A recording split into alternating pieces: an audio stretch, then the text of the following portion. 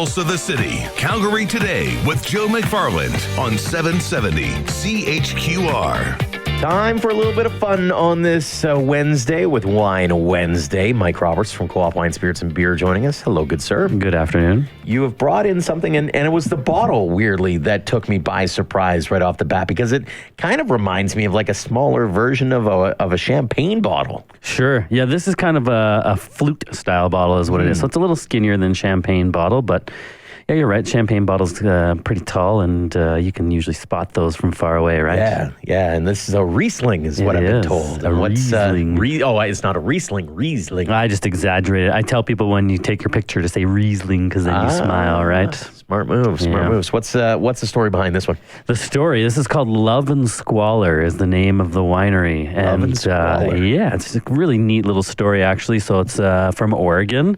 And Matt Breeson is the guy who runs the winery. And this wine in particular, they only made 60 cases. So that's like super duper micro production, really, really tiny stuff. Right. So he spent a long time working in restaurants as a waiter and all that kind of good stuff, and slowly got sucked into the world of wine via that trade, and ended up working in some wine cellars and stuff like that in Oregon because he's from Portland. And then started making his own brand, his own wine. He started out only making 60 cases, and now he's grown it to a few hundred. That's what I love hearing about with the wine business. I mean, it goes with every business. I mean, oil and gas is no different. You have those who are working for the man, quote unquote, and they go, I'm going to strike out on my own and see what happens. And a lot fail, I assume, even in the wine business, a lot fail. But then there are those who have it figured out. They've got a good footing behind them. Yeah, it's a lot of work. It's not as romantic, I think, as people also believe. Working in a winery is a lot of cleaning equipment and things like that. Yeah, just a little. Yeah, it's not really as romantic as people think. People think that's my job too. They think I just sit at work at Co-op and like drink wine all day long, but I have to deal with spreadsheets and things like that as well. I was going to say the other thing that you get to do a lot of is driving around to your different shops and that. And this is an exclusive one to a spot downtown that I had no idea even existed. Well, and that's why I'm here to talk about it today. Is the World of Wine Boutique just opened up. Cheers to in how many of those have you had already? In April. We have the World of Whiskey Boutique that's been down in the Weatherford building on the plus 15 level for a few years now. I think it's been 3 years. So it was high time that we get a wine store down there. So it's right across the hallway from the World of Whiskey in the Weatherford building, and a little different format than usual Co-op Wine, Spirits, Beer locations. It's more of a boutique. It's off the top of my head, it's like 1,000 square feet or maybe 1,200 square feet, something along those lines, and a whole bunch of stuff in there that's kind of exclusive to the store and not the same type of selection that we would normally carry in other locations. So it's sort of real hand-picked stuff, and more of a boutique style shop. And so this wine is exclusive. You can only get it there. And that's the only place in Canada, I believe, you can get it. So we took a visit to the winery a couple of years ago and brought some back with us. So it sounds kind of like almost that airport stop where it's like, hey, I need something quick, especially when you're near a plus 15, right? Like as you've got your commute, as you're going towards your parking spot or whatever, hey, there you go. You got that little bit of a spot there. Yeah, and when the weather's nasty and it's freezing outside and you go for your lunch downtown, and by walking around the plus 15, it's like, oh, here's a little wine shop we can go visit. So it's great. It's got to be amazing to be able to visit the different wineries and just be able to see some of the product being made and make those connections to be able to make offers such as this one, and to really be able to, I'll say vouch. I know that's not the right term, but you'd be able to say, yeah, we've been there. We can vouch for them, right? Yeah, exactly. Yeah, we love it. It's a great thing to do, and it is exactly that. You make those personal connections, and you get to know the people as well as their story, and also it's really important to learn how they're making their product, right? It's not everybody does it exactly the same, and so that's a big part of learning, how they're different from each other and all that kind of good stuff. And we actually did find another winery called Twill Cellars that I think I've brought on air before.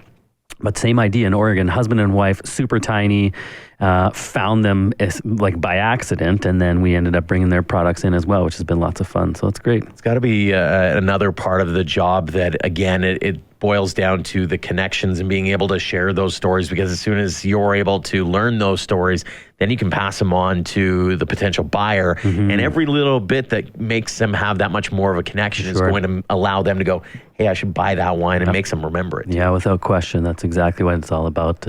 And we do that, I think, with our food and everything too. It's like, consumers more and more want to know where their products are coming from and who's making them and how they're being made and all that stuff. And then products like this are very much different. This is a one-man show, and it's very much hands-on and super boutique, or not boutique, sorry, batch production, right? Like really small batch stuff, and a lot of care is taken into making the best product possible. So. How much work do you put in just in reading up and refreshing your mind on the different wineries and that? Now I want to get into your brain a little bit. Yeah, it's funny. I just moved, and so I have an office now at my new house, and I have so many books, I've realized.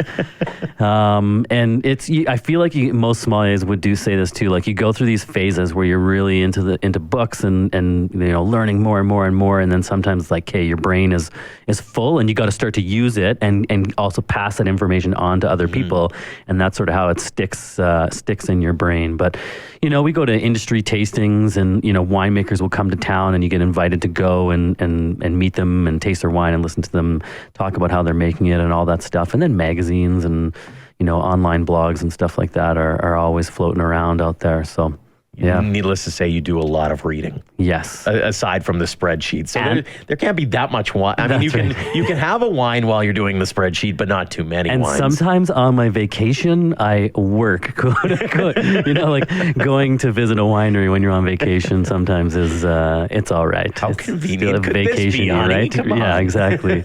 Yeah. We're just about wrapping out of time here, so give the folks a little bit of a 411 again on this, where it's available, what the dollar figures are like, and I'll give it a little try. Yeah, Love and Squalor, and this one's called the Ansi Pants Riesling, so it's like their reserve. So it's 2013, so that's 6 years old. And I think the word Riesling is scary probably to some listeners. They just think, sort of real sweet stuff. This is dry. It's got a little scale on the back. It shows you it's absolutely bone dry.